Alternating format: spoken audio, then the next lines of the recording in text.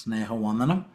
കർത്താവിൻ്റെ സന്നിധിയിൽ ഇങ്ങനെ നമുക്ക് കടന്നു വരുവാനും പഠിക്കുവാനും ഒക്കെ അവസരം തന്നതോർത്ത് ഞാൻ കർത്താവിനെ സ്തുതിക്കുന്നു. എൻ്റെ സൗണ്ട് സാധാരണ ഉള്ളതിൽ നിന്ന് ഇച്ചിരി വ്യത്യസ്തമായിട്ടാണ് ആയിരിക്കുന്നത്. കാരണം കഴിഞ്ഞ ചില ദിവസങ്ങളിലായിട്ട് ഉപവാസത്തിലും പ്രാർത്ഥനയിലും ഒക്കെ ആയിരിക്കും എന്തൊക്കെ ഇവിടെയായിത്തീർന്നു. So you know my sound is a little bit gone, but I hope that it won't be a distraction for you, but that we can study God's word together.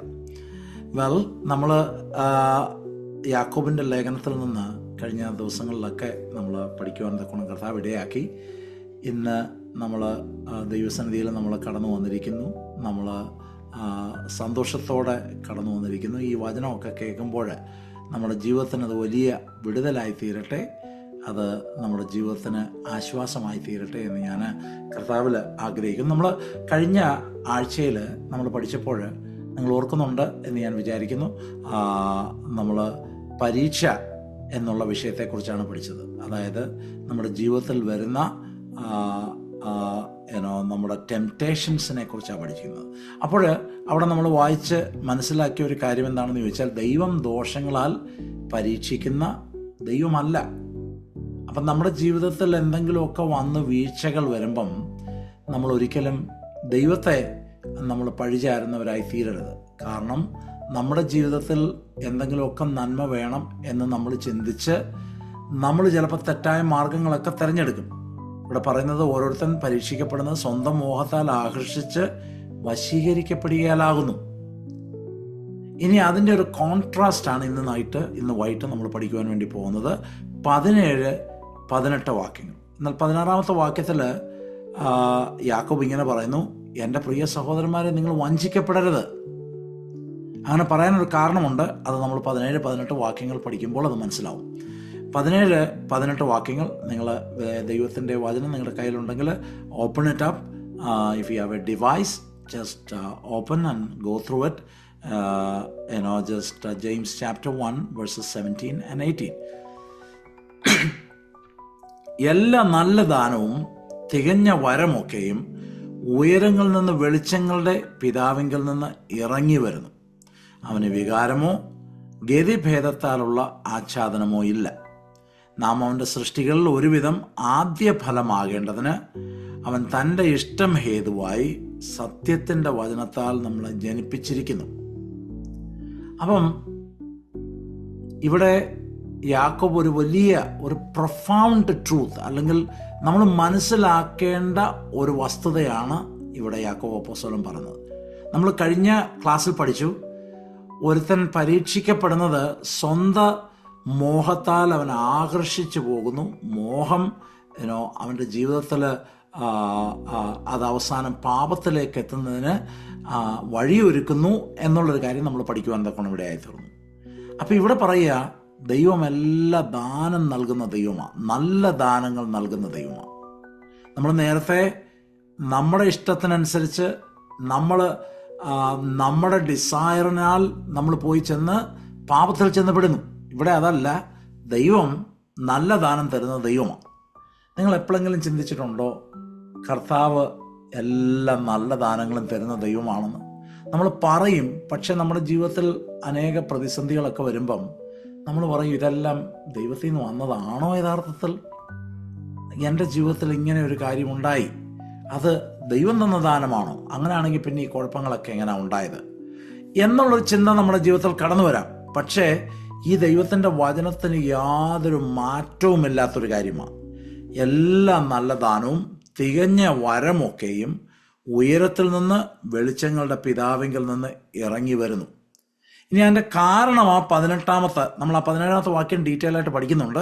എന്നാൽ 18-ാമത്തെ വാക്യം നമുക്ക് വായിക്കാം. അതിൻ്റെ കാരണം പറയുക, നാം അവൻ്റെ സൃഷ്ടികളിൽ ഒരുവിധം ആദ്യഫലമാകേണ്ടതിന് അവൻ തൻ്റെ ഇഷ്ടം ഹേതുവായി സത്യത്തിൻ്റെ വചനത്താൽ നമ്മളെ ജനിപ്പിച്ചിരിക്കുന്നു. നമ്മൾ ചോദിച്ചതല്ല, കർത്താവ് നമ്മളെ ജനിപ്പിച്ചതാണ്. തൻ്റെ ഇഷ്ടം ഹേതുവായി എന്ന് പറഞ്ഞാൽ തൻ്റെ ഇഷ്ടത്തിനനുസരിച്ച് അവൻ നമ്മളെ അവൻ്റെ മക്കളാക്കി തീർത്തു. അപ്പോൾ ഒരപ്പന് മക്കളോട് അവർക്ക് എന്താണോ നല്ലത് എന്ന് തോന്നുന്നത് അത് അപ്പൻ നൽകുന്നു. ഇതാണ് നമ്മളിവിടെയൊക്കെ വായിച്ചത്. അപ്പം നമ്മുടെ എല്ലാം ജീവിതത്തിൽ നമുക്കറിയാം, നമുക്ക് മക്കളുണ്ട്. അവർ ചോദിക്കുന്ന എല്ലാ കാര്യങ്ങളും നമ്മൾ കൊടുക്കത്തില്ല. പക്ഷേ അവർക്ക് ഏറ്റവും നല്ലത് എന്ന് നമുക്ക് ബോധ്യമാകുന്നത് നമ്മൾ നമ്മുടെ കുഞ്ഞുങ്ങൾക്ക് കൊടുക്കും. അതവരുടെ നന്മയ്ക്ക് വേണ്ടിയാണ്. അവരെ നശിപ്പിക്കാൻ ഒരിക്കലും നമ്മളൊരു കാര്യം ചെയ്യുകയില്ല. അപ്പം അതേപടി തന്നെയാണ് പിതാവായ ദൈവവും. അവനെല്ലാം നല്ല ദാനം തരുന്നു. കാരണം നമ്മൾ അവൻ്റെ സൃഷ്ടികളിൽ ആദ്യ ഫലമാകേണ്ടതിന് എന്ന് പറഞ്ഞു കഴിഞ്ഞാൽ, ദൈവം തിരഞ്ഞെടുത്ത ആ കൂട്ടത്തിൽ നമ്മൾ അവൻ്റെ മക്കളാകേണ്ടതിന് തൻ്റെ ഇഷ്ടം ഹേതുവായി സത്യത്തിൻ്റെ വചനത്താൽ നമ്മൾ ജനിപ്പിച്ചിരിക്കുക.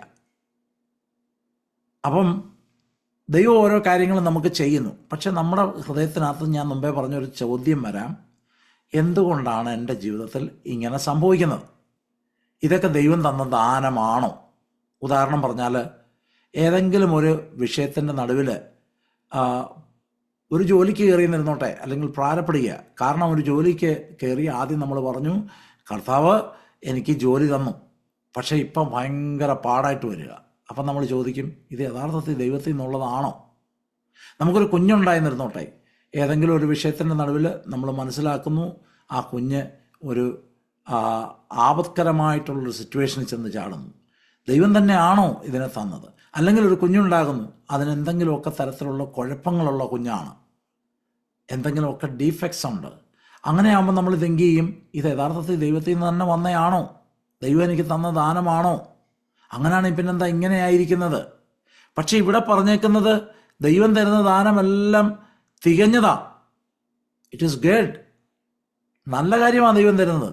പക്ഷെ നമുക്ക് നല്ലതെന്ന് തോന്നുന്ന ചില കാര്യങ്ങളുണ്ട്. അതുകൊണ്ടാണ് നമ്മുടെ കുഴപ്പം. നമ്മൾ ചിന്തിക്കുന്നു ഇത് എനിക്ക് ദോഷത്തിനാണെന്ന് ചിന്തിക്കുന്നു. ജോലിയിൽ ഒരു ഹാർഡ്ഷിപ്പ് വരുമ്പോൾ നമ്മൾ ചിന്തിക്കുന്നു, അയ്യോ ഇതെൻ്റെ കുഴപ്പത്തിന് വേണ്ടി, എന്തിനാ ഞാൻ ഇങ്ങനൊരു അവസ്ഥയിലായത്? ഇത് ദൈവം തന്നെ തന്നതാണോ? ഒരു കുഞ്ഞിനെ വളർത്തുമ്പം അത് എന്തെങ്കിലുമൊക്കെ ഡിസബിലിറ്റി ഉള്ളൊരു കൊച്ചാണെങ്കിൽ നമ്മൾ ഇമ്മീഡിയറ്റ്ലി ചിന്തിക്കുന്നു, ഇതെങ്ങനെയാണ് ദൈവം തരുന്നത്? ഓഫ് കോഴ്സ്, കാരണം ദൈവം നമ്മുടെ നന്മ നോക്കി തന്ന ഒരു കാര്യമാണ്. നമുക്ക് ഹല്ലേലൂയ അത് നന്മയായി ഭവിക്കേണ്ടതിന് നമ്മൾ നന്മ എന്ന് പറയുമ്പം അതിനെ ഡിഫൈൻ ചെയ്യേണ്ടതായിട്ടിരിക്കുന്നു. കാരണം നമ്മളെപ്പോഴും ചിന്തിക്കുന്നത് ഭൗതികമായിട്ടുള്ള കാര്യങ്ങളിലാണ്. നന്മ എന്ന് പറഞ്ഞാൽ നല്ല വീട്, നന്മ എന്ന് പറഞ്ഞാൽ ഇഷ്ടം പോലെ പണം, നന്മ എന്ന് പറഞ്ഞാൽ നമ്മൾ വളരെ പോപ്പുലർ ആകുക. ഇതൊക്കെ നമ്മൾ മനസ്സിൽ ചിന്തിച്ച് വെച്ചിരിക്കുന്ന നന്മകൾ. എന്നാൽ നിത്യതയെ സംബന്ധിച്ച് നോക്കുമ്പോൾ അത് നിശ്ചയമായിട്ടും നമ്മുടെ ജീവിതത്തിൽ അത് അനിവാര്യമായിട്ടുള്ള കാര്യമാണ്. ക്രിസ്തുവിൻ്റെ സ്വഭാവത്തോട് നമ്മളെ ഏകീഭവിക്കേണ്ടതിന് വേണ്ടി ദൈവം നമ്മുടെ ജീവിതത്തിൽ ചില കാര്യങ്ങൾ തരുന്നതാണ്. പക്ഷെ നമ്മളതിനെ അങ്ങനെ അല്ല കാണുന്നത്. നമ്മൾ എപ്പോഴും ചിന്തിക്കുന്നത്, അയ്യോ ഇതെന്താ എനിക്ക് വന്നത്, മറ്റുള്ളവർക്കെല്ലാം മറ്റുള്ള രീതിയിലുള്ള കാര്യങ്ങളാണല്ലോ, ഞാൻ മാത്രമേ ഉള്ളല്ലോ ഇതിലൂടെ പോകുന്നത് എന്ന് നമുക്ക് ചിന്തിക്കേണ്ടതായിട്ട് വരും. ഇനി മറ്റു കാര്യങ്ങൾ, ഭൗതികമായിട്ടുള്ള കാര്യങ്ങൾ ദൈവത്തിന് നമുക്ക് തരാമോ? നിശ്ചയമായിട്ടും തരാം, നിശ്ചയമായിട്ടും തരാം. എല്ലാം നല്ലതും നമുക്ക് ദൈവം തരുന്നു. ഹല്ലേലൂയ. നമ്മുടെ നേച്ചർ എന്താണോ അതനുസരിച്ച് ദൈവം നമുക്ക് നല്ല ദാനങ്ങളെ നൽകുന്ന ദൈവമാണ്. പലപ്പോഴും നമ്മൾ ഈ കാര്യത്തിൽ സംശയിക്കാറുണ്ട്. ഹല്ലേലൂയ. നമ്മൾ ഒന്നുകൂടെ ഡീറ്റെയിൽ ആയിട്ട് നമ്മൾ ചിന്തിച്ചാൽ, ഈ ഒരു കുഞ്ഞിനെ ലഭിക്കുന്ന ഒരാൾ, ഒരു ഡിസബിലിറ്റി ഉള്ള ഒരു കുഞ്ഞിനെ ലഭിക്കുന്നത്, ഞാനത് ഒരു എക്സ്ട്രീമിലേക്ക് പോവുകയാണ്. അല്ലെങ്കിൽ ഡിസേബിളായിട്ടുള്ള ഒരു ഹസ്ബൻഡ്, ഒരു ആക്സിഡൻ്റ് ഉണ്ടായി, ഒരു ഹസ്ബൻഡ് ഡിസേബിൾഡായി, തനിക്ക് ജോലി ചെയ്യാൻ പറ്റുന്നില്ല, തൻ്റെ ജീവിതത്തിൽ പ്രതിസന്ധികൾ വന്നു, അല്ലെങ്കിൽ ഒരു കുഞ്ഞ് കിടപ്പായിപ്പോയി, അല്ലെങ്കിൽ എന്തെങ്കിലുമൊക്കെ രീതിയിലുള്ള വിഷയങ്ങൾ നമ്മുടെ ജീവിതത്തിൽ വന്നു, നമ്മൾ ഉടനെ ഭാരപ്പെടുകയാണ് ചെയ്യുന്നത്. എന്നാൽ നമ്മളോട് ദൈവം പറഞ്ഞേക്കുന്നത്, ദൈവത്തോട് നമ്മൾ ചോദിക്കണം ഈ ഒരു സിറ്റുവേഷനിൽ എങ്ങനെ പോകണം. ആ വിസ്റ്റം നമ്മൾ ദൈവത്തോട് ചോദിക്കണം. ആ വിസ്റ്റം നമുക്ക് ദൈവം തരുമ്പോൾ നമ്മൾ മനസ്സിലാക്കേണ്ട കാര്യം എന്താണെന്ന് ചോദിച്ചാൽ, ആ വിസ്റ്റം നമുക്ക് ദൈവം തരുമ്പോൾ അത് ദൈവത്തിൻ്റെ ദാനമാണ്. ഹല്ലേലൂയ. അത് ദൈവത്തിൻ്റെ ദാനമാണ്. ഈ വിഷയത്തിലൂടെ പോകുവാൻ ആവശ്യമായിട്ടുള്ള ആത്മശക്തി ഒരുത്തൻ ചോദിച്ചെന്നിരുന്നോട്ടെ. ഹല്ലേലൂയ. അവന് ദൈവം അത് നൽകുന്ന ദാനമാത്. കാരണം അവനെ ക്രിസ്തുവിൽ തികഞ്ഞവനാക്കുവാൻ വേണ്ടി ദൈവം കൊടുക്കുന്ന ഒരു കാര്യമാണ്. ഇനി ഈ വിഷയത്തിൻ്റെ നടുവിൽ അവന് മുന്നോട്ട് പോകേണ്ട വഴി എന്താണ്? ഇത് ദൈവത്തോടെ ചോദിക്കുക അവൻ. അപ്പം നിരന്തരമായി അവൻ ദൈവവുമായിട്ടുള്ള ബന്ധത്തിൽ പോകുവാനിടയായി തീരും. അപ്പം നിശ്ചയമായിട്ടും ഈവൻ നെഗറ്റീവ് എന്ന് തോന്നുന്ന ചില കാര്യങ്ങൾ പോലും ദൈവം അത് നമുക്ക് നൽകുന്ന ദാനമാണ്. ദൈവം എന്തെല്ലാം കാര്യങ്ങൾ നൽകുമെന്നറിയാമോ? കാരണം നമ്മൾ പലപ്പോഴും നമുക്ക് ആവശ്യമായിട്ടുള്ള കാര്യങ്ങൾ ദൈവത്തോട് ചോദിക്കാറില്ല. അതാണ് അതിൻ്റെ വളരെ പെയിൻഫുള്ളായിട്ടുള്ളൊരു വസ്തുത. എഫേസ്യ ലേഖനത്തിലേക്ക് വരുമ്പം അതിൻ്റെ 3-ാം അധ്യായം അവസാന ഭാഗത്തിലേക്ക് വരുമ്പോൾ 16-ാമത്തെ വാക്യം തന്നെ വായിക്കുമ്പോൾ അപ്പോസ്തലനായ പൗലോസ് പറയുക, ഇവർക്ക് വേണ്ടി പ്രാർത്ഥിക്കുക. ഈ ആളുകളും വളരെ പ്രതിസന്ധി കൂടെ പോകുന്നവരാ. അവൻ തൻ്റെ മഹത്വത്തിൻ്റെ ധനത്തിനൊത്തവണ്ണം തൻ്റെ ആത്മാവിനാൽ നിങ്ങളുടെ അകത്ത മനുഷ്യനെ സംബന്ധിച്ച് ശക്തിയോടെ ബലപ്പെടണം. ഇതിനു വേണ്ടി പ്രാർത്ഥിക്കുക. ഓക്കെ? അപ്പം ദൈവത്തിൻ്റെ ശക്തി നമ്മുടെ മേൽ വന്നു കഴിയുമ്പം നമ്മുടെ ചലഞ്ചസിനെ അതിജീവിക്കാൻ പറ്റും. അത് ദൈവം നൽകുന്ന ദാനമാണ്. ഇത് ചോദിക്കാൻ വേണ്ടി പലപ്പോഴും നമ്മുടെ ജീവിതത്തിൽ നമ്മൾ മടിക്കുന്നു. നമുക്കൊരു ഇമ്മീഡിയറ്റ് ആയിട്ടുള്ള ഒരു സൊല്യൂഷനാണ് വേണ്ടത്. നമുക്ക് പെയിനിലൂടെ പോകുവാൻ നമുക്ക് മനസ്സില്ല. നമുക്ക് കഷ്ടപ്പാടിലൂടെ പോകുവാൻ നമുക്ക് മനസ്സില്ല. ജോലി ഇച്ചിരി ഹാർഡാകുമ്പം നമ്മൾ ചിന്തിക്കുന്നു, അയ്യോ ഇതിനെക്കാട്ടിൽ എത്ര സുഖമായിരുന്നു ഇന്ത്യയിൽ, അല്ലെങ്കിൽ ഇതിനെക്കാട്ടിൽ എത്ര സുഖമായിരുന്നു ഞാൻ നേരത്തെ ജോലി ചെയ്തിരുന്നിടത്ത്. കർത്താവേ, ഇതിൻ്റെ നടുവിൽ അങ്ങ് എനിക്ക് ജോലി തന്നതാണെന്ന് ഞാൻ പൂർണ്ണമായിട്ടും വിശ്വസിക്കുന്നു. അങ്ങ് ഈ ജോലി എനിക്ക് ദാനമായി തന്നതുകൊണ്ട് കർത്താവേ, അങ്ങ് ഈ കാര്യങ്ങൾ ചെയ്യുവാൻ ആവശ്യമായിട്ടുള്ള ആത്മബലം എനിക്ക് തരണം. എൻ്റെ അകത്ത മനുഷ്യൻ ബലപ്പെടണം. ഇത് നമ്മൾ ചോദിക്കുമ്പം അതിൻ്റെ അവസാന വാക്യം പറയുന്നത്, എന്നാൽ നാം ചോദിക്കുന്നതിലും നനയ്ക്കുന്നതിലും അത്യന്തം പരമായി ചെയ്യുവാൻ നമ്മിൽ വ്യാപരിക്കുന്ന ശക്തിയാൽ കഴിവുള്ള ദൈവം. നമ്മൾ ഈ വാക്യം എടുത്ത് വല്ലപ്പോഴും പല രീതിയിൽ ഉപയോഗിക്കാറുണ്ട്. എന്ന് പറഞ്ഞാൽ നമ്മൾ ഒരു വലിയ വീട് ചോദിച്ചോ, നമ്മൾ ചോദിക്കുന്നതിലും നനയ്ക്കുന്നതിലും അത്യന്തം പരമായി ദൈവത്തിന് തരാൻ പറ്റുമെന്നാണ് നമ്മൾ വിശ്വസിക്കുന്നത്. നമ്മളോട് ദൈവം പറയുക, നിങ്ങൾ ഈ വക കാര്യങ്ങൾ ചോദ്യര്, നിങ്ങളുടെ വിഷയത്തിൻ്റെ നടുവിൽ ഞാൻ തന്ന ദാനമായത്. ഹല്ലേലൂയ, ഞാൻ ഇനിയും നിങ്ങൾക്ക് ദാനങ്ങൾ തരാൻ പോവുക. നിങ്ങളുടെ അകത്ത മനുഷ്യൻ ശക്തിപ്പെടും. അപ്പം ഒന്ന് ചിന്തിച്ചു നോക്കണം. ഇവിടെ പറയുകയാണ്, എല്ലാ നല്ല ദാനവും തികഞ്ഞ വരമൊക്കെയും ഉയരത്തിങ്കിൽ നിന്ന് വരുന്നൊരു ദൈവമാണ്, തരുന്നൊരു ദൈവമാണ്. അപ്പം നമ്മുടെ ജീവിതത്തിൽ പലപ്പോഴും ഈ ദാനങ്ങളൊന്നും അല്ല നമ്മൾ ആഗ്രഹിക്കുന്നത്. നമ്മൾ ആഗ്രഹിക്കുന്ന ദാനങ്ങളൊക്കെ എന്ന് പറഞ്ഞാൽ ഭൗതികമായിട്ടുള്ള കുറച്ച് കാര്യങ്ങൾ മാത്രമാണ്, അല്ലെങ്കിൽ ഒരു വിടുതൽ മാത്രമാണ്. ഇതിൻ്റെ ഇടയ്ക്ക് എങ്ങനെയാണ് നമ്മൾ ദൈവത്തെ രുചിച്ചറിയുന്നത്? നമ്മുടെ അകത്ത മനുഷ്യൻ ബലപ്പെടുന്നുണ്ടെങ്കിൽ നമുക്ക് ദൈവത്തെ രുചിച്ചറിയാൻ പറ്റും. അത് മാത്രമല്ല, അടുത്ത വാക്യത്തിനകത്ത് അവിടെ പറഞ്ഞേക്കുക, ഞാൻ ദാനങ്ങളെക്കുറിച്ച് പറയുക. അടുത്ത വാക്യത്തിനകത്ത് പറഞ്ഞേക്കുക, നമുക്ക് ആ എഫേസ്യ ലേഖനം 3-ാം അധ്യായത്തിലേക്ക് വരുമ്പോൾ പറയുകയാണ്, ഈ പ്രശ്നത്തിൽ കൂടെ പോകുന്ന ആൾക്കാർക്ക് വേണ്ടി പൗലോസ് അപ്പോസ്തലൻ പ്രാർത്ഥിക്കുക, ക്രിസ്തു വിശ്വാസത്താൽ നിങ്ങളുടെ ഹൃദയത്തിൽ വസിക്കണം. ഇത് വിശ്വാസികൾക്ക് വേണ്ടിയായി പ്രാർത്ഥിക്കുന്നത്. ഇവർക്കൊരു നല്ല ദാനം കിട്ടാൻ വേണ്ടിയാണ്. അപ്പോൾ ക്രിസ്തു വിശ്വാസത്താൽ അവരുടെ ഹൃദയത്തിൽ വസിക്കണം എന്നുള്ളൊരു വരമാണ് ചോദിക്കുന്നത്, എന്നുള്ളൊരു ദാനമാണ് ചോദിക്കുന്നത്. നമ്മുടെ ഹൃദയത്തിൽ പലപ്പോഴും എന്തൊക്കെയാണ് വസിക്കുന്നത്? ഭയം, നമ്മുടെ ഹൃദയത്തിനകത്ത് സംശയങ്ങൾ, നമ്മുടെ ഹൃദയത്തിനകത്ത് പരിഭവങ്ങൾ, നമ്മുടെ ഹൃദയത്തിനകത്ത് വസിക്കുന്നത് പരാതികൾ, നമ്മുടെ ഹൃദയത്തിനകത്ത് വസിക്കുന്നത് പലതരത്തിലുള്ള ആങ്സൈറ്റികൾ, ഇതൊക്കെയല്ലേ വസിക്കുന്നത്. അപ്പോൾ ഈ വിശ്വാസികൾക്ക് വേണ്ടി പ്രാർത്ഥിക്കുകയാണ്, കർത്താവ് ഇവർക്ക് ഒരു ദാനം കൊടുക്കണം. എന്താ? ഇവരുടെ ഹൃദയത്തിൽ ക്രിസ്തു വസിക്കണം. അതൊരു ബ്ലെസ്സിങ്ങാണ്. ഇത് വിശ്വാസികൾക്ക് വേണ്ടിയാണ് പ്രാർത്ഥിക്കുന്നത്. അവരുടെ ഹൃദയത്തിൽ അങ്ങനെ കർത്താവ് വസിക്കണം. എൻ്റെ പ്രിയ സഹോദരങ്ങളെ, നമ്മൾ പലപ്പോഴും കർത്താവ് ഇത്രയും നല്ലവനാണ്, നമ്മൾ പാടും, യേശു നല്ലവൻ, അവൻ വല്ലഭൻ, അവൻ്റെയോ എന്നുമുള്ളത്. പക്ഷേ നമ്മളിതൊക്കെ പറയുമ്പോഴും നല്ലവനായ ദൈവം നമുക്ക് കുറച്ച് മെറ്റീരിയൽ ബ്ലെസ്സിങ്സ് തരും എന്നുള്ളൊരു ചിന്തയാണ് നമ്മുടെ ഹൃദയത്തിനകത്തുള്ളത്. അതിലൊക്കെ അപ്പുറത്തായിട്ടുള്ള ദാനമുണ്ട്. ഇത് ചോദിക്കുന്ന ആൾക്കാർക്ക് ദൈവം കൊടുക്കും. ദൈവം ആഗ്രഹിക്കുന്ന ആൾക്കാർക്ക് ഇത് കൊടുക്കും. ഇത് നമ്മുടെ ജീവിതത്തിൽ വരണം. ഇവിടെ യാക്കോബ് അപ്പോസ്തലൻ പറയുകയാണ്, 17-ാമത്തെ വാക്യം, താമസിച്ച് കടന്നു വന്നവർക്ക് വേണ്ടി 17-18 വാക്യങ്ങളാണ് നമ്മൾ ഇന്ന് ചിന്തിക്കുന്നത്. എല്ലാ ദാനവും തികഞ്ഞ വരമൊക്കെയും ഉയരത്തിൽ നിന്ന് വെളിച്ചങ്ങളുടെ പിതാവിങ്കിൽ നിന്ന് ഇറങ്ങി വരുന്നു. ദൈവം അത് നമ്മുടെ മേൽ ചൊരിയുന്നു. ദൈവം അത് നമുക്ക് തരുന്നു. ഇറങ്ങി വരുന്നു എന്നുള്ള വാക്ക് അവിടെ നമ്മളതിൻ്റെ മൂലഭാഷ പഠിച്ചാൽ he gives us continuously on A continual basis എന്നുള്ള അർത്ഥമാണ്. അപ്പം നമുക്ക് എപ്പോഴും തന്നുകൊണ്ടിരിക്കുന്നു എന്നുള്ളൊരർത്ഥമാണ്. അപ്പം നമ്മൾ ദൈവത്തോട് ചോദിക്കേണ്ടത് ഏറ്റവും ആവശ്യമായിട്ടുള്ളൊരു കാര്യമാണ്.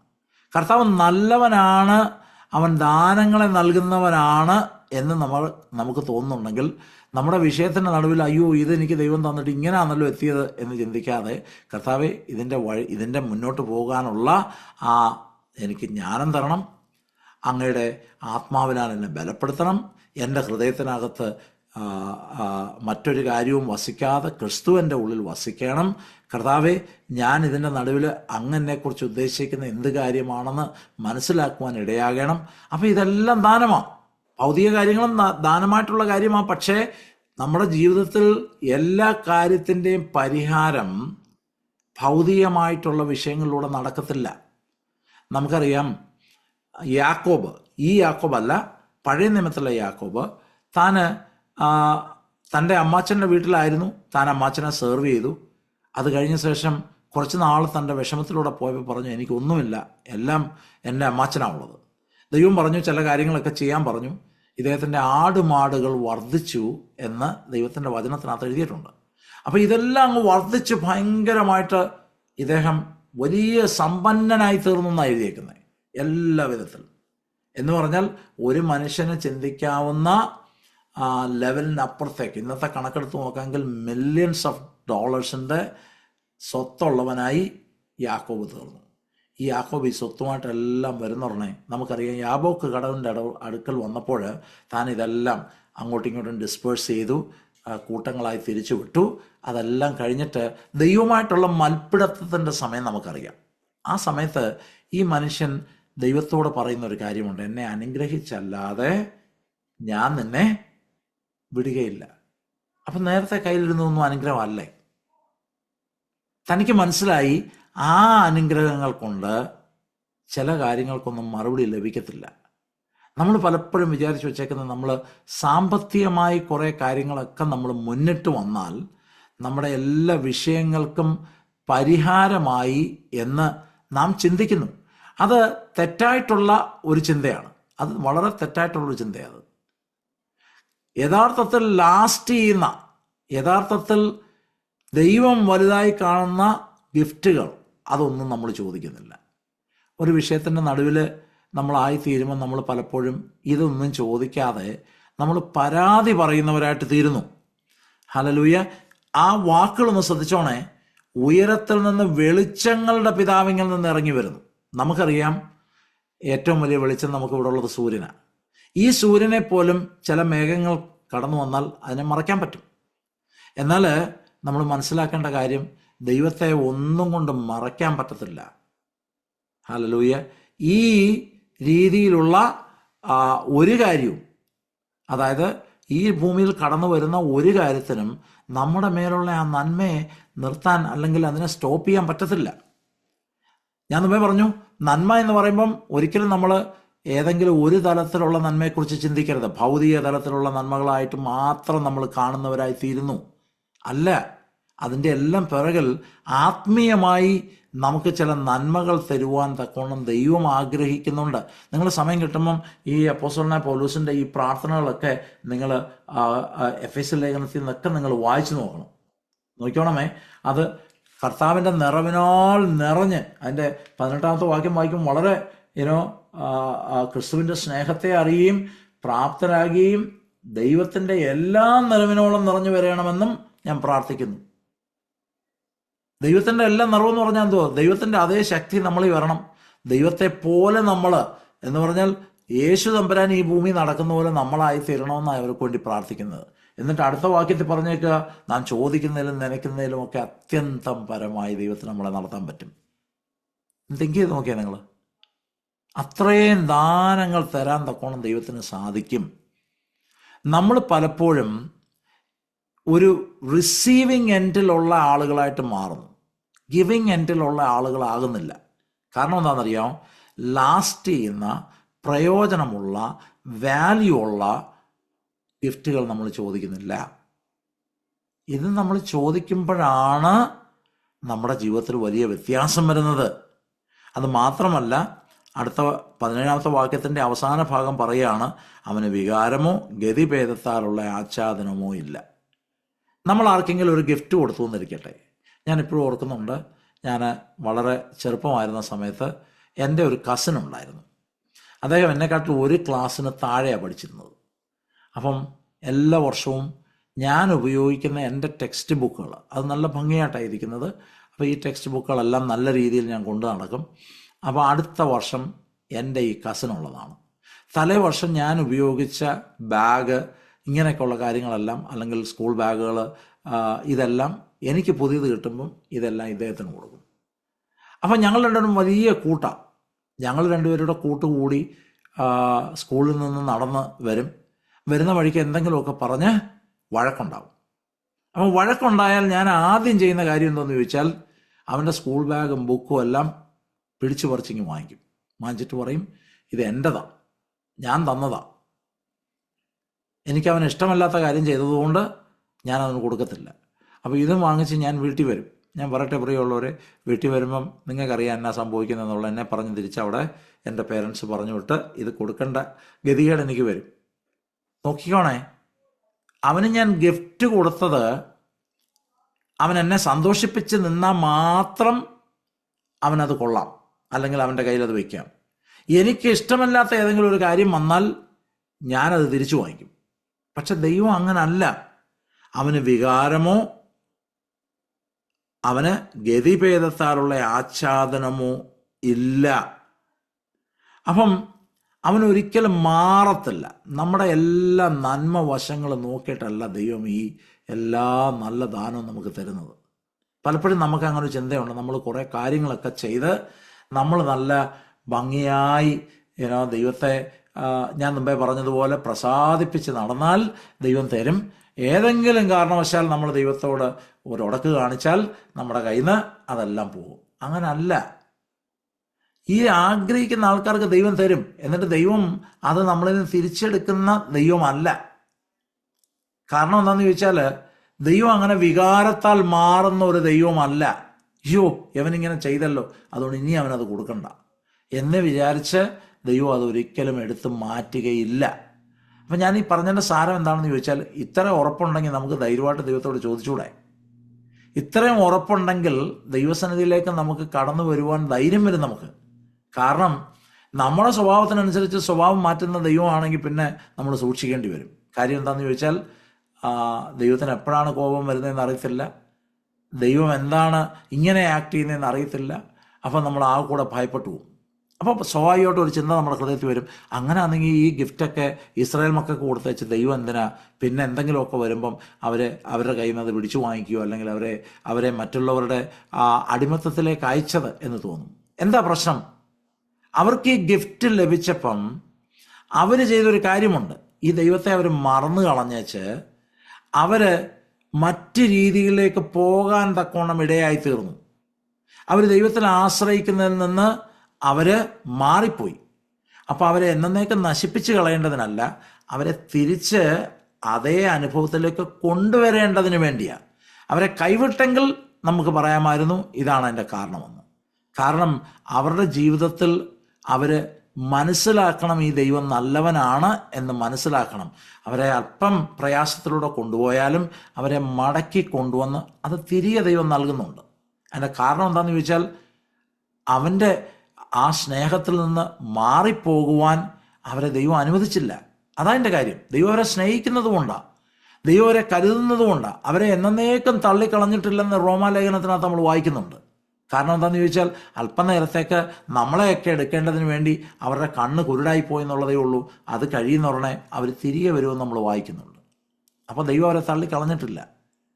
ഞാൻ എന്തിനാ ഇത് പറഞ്ഞെന്ന് പറഞ്ഞാൽ ചില ആൾക്കാരെങ്കിലും ചിന്തിക്കും, അയ്യോ വേദപുസ്തകത്തിനകത്ത് ഇങ്ങനെ കാണുന്നുണ്ടല്ലോ എന്ന് ചിന്തിക്കും. ഇല്ല, അവന് വികാരമോ ഗതിഭേദത്താലുള്ള ആച്ഛാദനവുമില്ല എന്ന് പറഞ്ഞാൽ അവന് ചേഞ്ച് ഇല്ല. കാറ്റ് മാറുന്നതിനനുസരിച്ച് അവൻ്റെ ഗതി മാറുന്നില്ല, അവൻ്റെ ചിന്താഗതിക്ക് മാറ്റം വരുന്നില്ല. അവൻ നമ്മളെ അത്രത്തോളം സ്നേഹിക്കുന്നുണ്ട്. അപ്പം നമ്മൾ ചോദിക്കണം. പക്ഷെ നമ്മൾ പലപ്പോഴും ചോദിക്കുന്നത് നശിച്ചു പോകുന്ന, നമ്മൾ പലപ്പോഴും ചോദിക്കുന്നത് താൽക്കാലികമായ ഒരു പരിഹാരത്തിന് വേണ്ടിയുള്ള കാര്യങ്ങളാണ് നമ്മൾ ദൈവത്തോട് ചോദിക്കുന്നത്. ദൈവം നമ്മുടെ ആവശ്യങ്ങളെല്ലാം അറിയുന്നുണ്ട്, ദൈവം തരും. എന്നാൽ അതിനും അപ്പുറത്ത് നമുക്ക് ചില കാര്യങ്ങൾ ദൈവത്തോട് ചോദിക്കാൻ പറ്റും. നമ്മൾ പരാതി പറയുന്നവരായിട്ട് തീരാതെ ദൈവം നല്ല ദൈവമാണെന്ന് മനസ്സിലാക്കി നമ്മൾ ദൈവസന്നിധിയിലേക്ക് അടുത്ത് വരണം. ഇതാ ദൈവം ആഗ്രഹിക്കുന്നത്. ഒരു ജോലി ദൈവം തന്നു നമുക്ക്. ആ ജോലി തന്നപ്പം കുറച്ചങ്ങോട്ട് പോയപ്പോൾ കുറേ കാഠിന്യമേറിയ കാര്യങ്ങൾ വന്നു. അപ്പം നമ്മൾ പരാതിയും പറഞ്ഞ് അയ്യോ ഇതിങ്ങനാണോ എന്ന് ചോദിക്കാതെ നമ്മൾ ദൈവസന്നിധിയിലേക്ക് ഓടി ചെല്ലാനാണ് ദൈവം ആഗ്രഹിക്കുന്നത്. കാര്യം അടുത്ത ഗിഫ്റ്റ് തരാൻ ദൈവം ആഗ്രഹിക്കുന്നുണ്ട്. നിങ്ങൾക്ക് വിശുദ്ധമായിരിക്കാൻ തരുന്നത്, നിങ്ങൾക്ക് ദൈവം തരുന്നത് അതിന് നടുവിൽ നിൽക്കുവാനുള്ള ബലമായിരിക്കാം. അതിന് ദൈവം നിങ്ങൾക്ക് തരുന്നത് കൃപയായിരിക്കാം. ഇത് നിങ്ങളുടെ ജീവിതത്തിൽ ലഭിക്കുമ്പോൾ അടുത്ത സ്റ്റെപ്പിലേക്ക് പോകാനുള്ള വഴി ദൈവം കണ്ടുവച്ചായിരിക്കാം ഇത് തരുന്നത്. പക്ഷെ നമ്മളെന്താ ചെയ്യുന്നത്? അയ്യോ എനിക്ക് വയ്യാന്ന് പറഞ്ഞിട്ട് നമ്മൾ അത് ക്വിറ്റ് ചെയ്യുന്നു. അതല്ലേ സംഭവിക്കുന്നത്. ഇനി മുമ്പേ പറഞ്ഞതുപോലെ ഏതെങ്കിലും ഒരു കാരണവശാൽ നമ്മുടെ വീട്ടിൽ ആരോഗ്യപരമായ വിഷയത്താൽ ഒരാൾ കിടപ്പിലായി, അല്ലെങ്കിൽ നമുക്കുണ്ടായ ഏതെങ്കിലും ഒരു കുഞ്ഞുങ്ങൾക്ക് വൈകല്യമുള്ള കുഞ്ഞായി തീർന്നു, നമ്മളെന്നും പരാതി പറയുന്നവരായിട്ട് തീരും. എന്നാൽ അതിന് പകരം കർത്താവ് തരുന്നതാണ് കുഞ്ഞുങ്ങളെല്ലാം.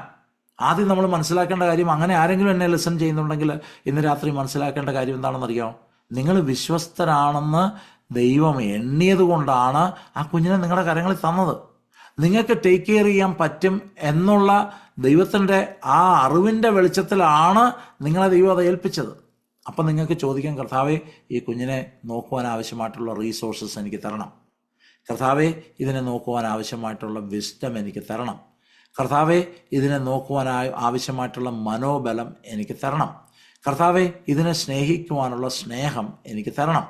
കർത്താവേ ഇത് മറ്റുള്ളവർക്ക് ഞാനൊരു മാതൃകയായി അവരെന്നെ കാണുന്നുടനെ അവർ അങ്ങയിലേക്ക് അടുക്കുവാൻ ഇടയാകാൻ ഒരു കാരണമായിട്ട് ഇത് വരണം.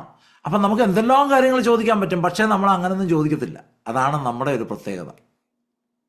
ദൈവം നമ്മുടെ ജീവിതത്തിൽ നന്മയല്ലാതെ ഒന്നും ചെയ്യത്തില്ല എന്നൊരുവൻ്റെ ഹൃദയത്തിനകത്ത് ഉറപ്പിച്ചു കഴിഞ്ഞാൽ അവന് പിന്നെ പരാതിക്ക് യാതൊരു വകയില്ല. നമ്മളെപ്പോഴും തിങ്കേണ്ട ഒരു കാര്യമാണ്. നമ്മൾ പലപ്പോഴും ഇത് നമ്മുടെ ഹൃദയത്തിനകത്ത്, ഈ സത്യം നമ്മുടെ ഹൃദയത്തിനകത്ത് വന്നിട്ടില്ല. അതുകൊണ്ടാണ് നമ്മൾ വിഷയങ്ങളൊക്കെ വരുമ്പം നമ്മൾ സംശയിക്കുന്നത്. ഈ സത്യം വന്നു കഴിഞ്ഞാൽ ഏത് പ്രശ്നത്തിന് നടുവിലും നമ്മൾ വിശ്വസിക്കും, എൻ്റെ ദൈവം നല്ലവനാണ്, അവൻ നല്ലതല്ലാതെ എനിക്കൊന്നും തരത്തില്ല, എന്നെ ദോഷങ്ങളാൽ പരീക്ഷിക്കുന്ന ദൈവമല്ല, അവൻ തരുന്ന ദാനങ്ങളെല്ലാം പെർഫെക്റ്റാണ്, അത് അവൻ എനിക്ക് തരുന്നത് എൻ്റെ നന്മയ്ക്കായിട്ടാണ് എന്ന് നമ്മൾ വിശ്വസിച്ച് കഴിയുമ്പം നമ്മൾ അടുത്ത സ്റ്റെപ്പിലേക്ക് പോകുവാൻ തൊക്കണം ഇടയായിത്തീരും. ഇന്ന് എന്നെ കേൾക്കുന്ന ആരെങ്കിലും ഇങ്ങനെ ഏതെങ്കിലും ഒക്കെ വിഷയത്തിൻ്റെ നടുവിൽ ഭാരപ്പെട്ടിരിക്കുവാണെങ്കിൽ ഈ വചനം നിങ്ങൾ എടുക്കണം. ഇതാണ് വിശ്വാസത്തിൻ്റെ പ്രത്യേകത. ഹൃദയത്തിനകത്ത് ആ വിശ്വാസം വരുമ്പോഴാണ് നമ്മൾ ഇതെല്ലാം ഇങ്ങനെ കാണുന്നത്. അത് നമ്മൾ നല്ല ഭംഗിയായിട്ട് മനസ്സിലാക്കേണ്ട ഒരു കാര്യമാണ്. പലപ്പോഴും ഈ ഏരിയകളിലൊക്കെ നമ്മൾ ഫെയിലായി പോകാറുണ്ട്. അൺഫോർച്ചുനേറ്റ്ലി നമ്മളെ പിശാച് ഏതെങ്കിലുമൊക്കെ ചിന്തകൾ കൊണ്ടുവന്ന് നമ്മുടെ ഹൃദയത്തിൽ കൊണ്ടുവന്ന് നമ്മളത് ആ ചിന്തകൾക്ക് അനുകൂലപ്പെട്ട് നെഗറ്റീവായിട്ടുള്ള വേയിലേക്ക് നമ്മൾ പോകാറുണ്ട്. അങ്ങനെയൊന്നും വരരുത്. ഈവൻ ഭൗതികമായ കാര്യങ്ങൾ പോലും ദൈവം നടത്തി നൽകുന്ന ദൈവമാണ്.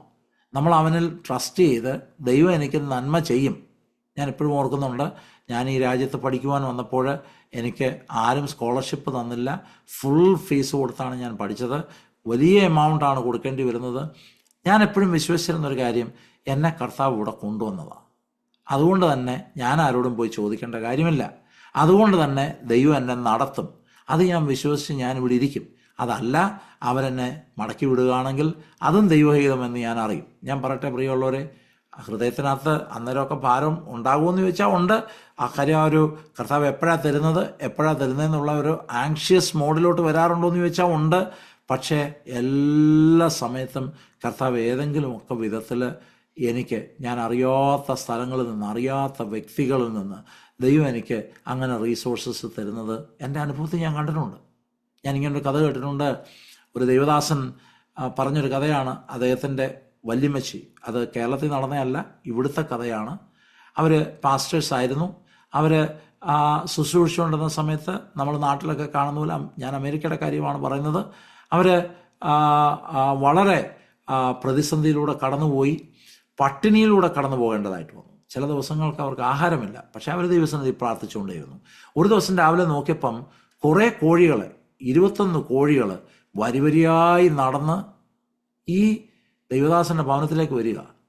വന്ന് ആ വീടിൻ്റെ പുറകിലുള്ളൊരു ഷെഡിൽ പോയി അവർ 21 മുട്ടയിട്ടു. എന്നിട്ട് എല്ലാം വരിവരിയായിട്ട് ഇറങ്ങി പോവുകയും ചെയ്തു. ഇതവർക്ക് വലിയ ആശ്ചര്യമായിട്ട് തോന്നി. അവർ ആ മുട്ട അന്ന് എടുത്ത് ഉപയോഗിച്ചില്ല. അവർ വിചാരിച്ചു അടുത്ത ദിവസം ഇത് വരുവാണെങ്കിൽ ഇത് എവിടെ നിന്നാണ് വന്നതെന്ന് കണ്ടുപിടിക്കണമെന്ന് വിചാരിച്ചു. അപ്പം അടുത്ത ദിവസം നോക്കിയപ്പം വരിവരിയായിട്ട് ഈ കോഴികളെല്ലാം കൂടെ വരുന്നു. ഇവിടെ വന്ന് മുട്ടയിട്ടു. തിരിച്ചു പോയപ്പോൾ ആ ദൈവദാസൻ്റെ ഭാര്യ ഈ കോഴിയുടെ പുറകെ പോയി. അത് അടുത്തുള്ളൊരു ഫാമിലാണ് ചെന്നത്. അവിടെ ചെന്ന് ആ ഫാമിൻ്റെ ഉടമയോട് സംസാരിച്ചപ്പം ഉടമ പറഞ്ഞു, എൻ്റെ ഭർത്താവിന് ഈ കോഴികളെ ഇഷ്ടമേ അല്ല. കാരണം ഇത്രയും നാൾ ഞങ്ങൾ വളർത്തി ഒരൊറ്റ മുട്ട പോലും ഞങ്ങൾക്ക് തന്നിട്ടില്ല. അപ്പോൾ എന്നോട് ഈ അടുത്തിടയ്ക്ക് അദ്ദേഹം പറഞ്ഞു, ഇതിനെ നീ വിൽക്കുകയോ കൊല്ലുകയോ എന്തു വേണമെങ്കിലും ചെയ്തു എന്ന് പറഞ്ഞു. അപ്പോൾ ഇവർ പറഞ്ഞു, എൻ്റെ വീട്ടിൽ വന്ന് ഇന്നലെ വന്ന് മുട്ടയിട്ടു, ഇന്നും വന്ന് മുട്ടയിട്ടു, ഞാൻ ആ മുട്ട കൊണ്ടുതരാൻ ഞാൻ ഇതിൻ്റെ പുറകെ വന്നതാണ്. ആരാണ് ഇതിൻ്റെ ഉടമസ്ഥൻ എന്നറിയാൻ വേണ്ടി ഞാൻ വന്നതാണ്. അത് ഞാൻ ഉപയോഗിച്ചിട്ടില്ല, ഞാനത് കൊണ്ടുതരാമെന്ന് പറഞ്ഞു. അവർ പറഞ്ഞു, ഇല്ല, നിങ്ങളുടെ വീട്ടിൽ ആ മുട്ടയിട്ടെങ്കിൽ അത് നിങ്ങളെടുത്തു എന്ന് പറഞ്ഞു. അപ്പം അവർ ആ കോഴി ഇടുന്ന മുട്ട നിങ്ങളെടുത്തു എന്ന് പറഞ്ഞു. ഞാൻ ചോദിച്ചോട്ടെ പ്രിയമുള്ളവരെ, അദ്ദേഹം ഇത് പറഞ്ഞ് ദൈവം പ്രൊവൈഡ് ചെയ്യുന്നു എന്നുള്ളൊരു കാര്യം പറയുവാൻ തൊക്കണം ഇവിടെയായി തീർന്നു. അപ്പം ഇത് ആദ്യം നമ്മുടെ ജീവിതത്തിൽ സംഭവിക്കണമെന്നുണ്ടെങ്കിൽ നമ്മുടെ പ്രാർത്ഥനയിൽ പോലും നമ്മൾ ചിന്തിക്കേണ്ട കാര്യം ദൈവം നല്ലവനാണ്.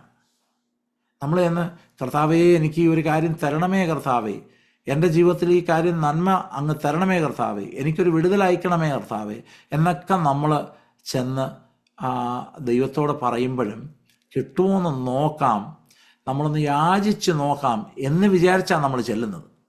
എന്നാൽ ആദ്യം നമ്മുടെ ഹൃദയത്തിൽ ഉറപ്പിക്കേണ്ട ഒരു കാര്യം, അവൻ നല്ലവനാണ്. എൻ്റെ ജീവിതത്തിൽ ഇത് നന്മയ്ക്കായിട്ടാണ് വന്നത്. ഇതിൻ്റെ നടുവിൽ നിൽക്കുവാനുള്ള സകല നന്മയും എല്ലാ ദാനവും കർത്താവ് എനിക്ക് തരും. ഇതിൻ്റെ നടുവിൽ എന്താ എനിക്ക് വേണ്ടതെന്ന് എനിക്കറിയത്തില്ല.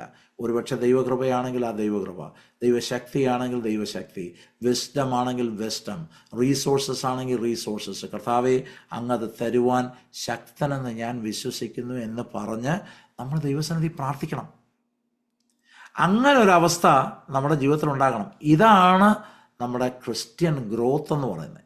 പലപ്പോഴും നമ്മൾ ഈ ക്രിസ്തീയ ലെവലിൽ ഈ പ്രാർത്ഥനയിൽ ഒന്നും ഗ്രോ ചെയ്യത്തില്ല. നമ്മൾ ചോദിക്കുന്നത് മുഴുവൻ എന്തെങ്കിലുമൊക്കെ ഇപ്പം കിട്ടി നാളെ നശിച്ചു പോകുന്ന കാര്യങ്ങൾക്ക് വേണ്ടിയാണ് നമ്മൾ ചോദിക്കുന്നതെല്ലാം. ദൈവം ഇങ്ങനെ കാത്തിരിക്കുക, ഞാൻ നല്ല പിതാവാണെന്നറിഞ്ഞ് എൻ്റെ മക്കൾ എൻ്റെ അടുക്കൽ വന്ന് ഈ കാര്യങ്ങളൊക്കെ ഒന്ന് ചോദിച്ചിരുന്നെങ്കിൽ, എൻ്റെ മക്കൾ എന്നോട് വാല്യുബിളായിട്ടുള്ള കാര്യം ചോദിച്ചിരുന്നെങ്കിൽ ഞാനത് നൽകുമായിരുന്നു. കാരണം ദൈവം വികാരത്താലോ ഗതിഭേദത്താലോ വ്യത്യാസം വരുന്ന ദൈവമല്ല. അത് മാത്രമല്ല, ആ 18ാമത്തെ വാക്യം പറഞ്ഞേക്കുന്ന നാം അവൻ്റെ സൃഷ്ടികൾ ഒരുവിധം ആദ്യ ഫലമാകേണ്ടതിന് അവൻ തൻ്റെ ഇഷ്ടം ഹേതുവായി, അവൻ്റെ ഇഷ്ടത്താലാണ് നമ്മളെ തിരഞ്ഞെടുത്തത്, സത്യത്തിൻ്റെ വചനത്താലാണ് നമ്മളെ ജനിപ്പിച്ചിരിക്കുക, നമ്മളവൻ്റെ മക്കളാണ്. ഇത് നമ്മുടെ ഹൃദയത്തിനകത്ത് വന്നു കഴിയുമ്പം വലിയ വ്യത്യാസമാണ് നമ്മുടെ ആത്മീയ ജീവിതത്തിനുണ്ടാകുന്നത്. അപ്പം ഇത് വിശ്വാസമുള്ളവൻ്റെ പ്രത്യേകതയാണ്. നമ്മുടെ ഹൃദയത്തിനകത്ത് വിശ്വാസം ജീവനുള്ളതാണെങ്കിൽ നമ്മൾ ഇപ്രകാരം ചെയ്യും. ഒരുവൻ പരീക്ഷണങ്ങളിൽ കൂടെ കടന്നു പോകുമ്പം അവൻ ചെയ്യുന്ന കാര്യങ്ങളെക്കുറിച്ച് പറഞ്ഞു. പരീക്ഷയിലൂടെ കടന്നു പോകുമ്പോൾ, ടെംപ്റ്റേഷനിലൂടെ കടന്നു പോകുമ്പോൾ അവൻ ചെയ്യുന്ന കാര്യങ്ങളെക്കുറിച്ച് പറഞ്ഞു.